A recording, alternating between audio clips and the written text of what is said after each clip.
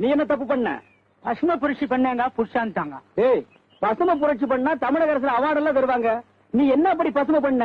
கஞ்சா செடி வளர்த்தங்க. அப்படிங்க நாதாரி நாய. பச்சையா இருக்கிறதெல்லாம் பசுமையாடா? அதான்டா நாட்டையே கெடுத்து குட்டிச்சவராக்குனது. ஏய், நீ என்ன பண்ண? கள்ளச்சாராயம் காய்ச்சனுங்க. இது சகஜம்பா. நீங்க காய்ச்சறதையும் நிறுத்த மாட்டீங்க, ஜனங்க குடிக்கிறதையும் நிறுத்த மாட்டாங்க, நாங்க புடிக்கிறதையும் நிறுத்த மாட்டோம். இது விக்ரமாதித்தன் கதை மாதிரி.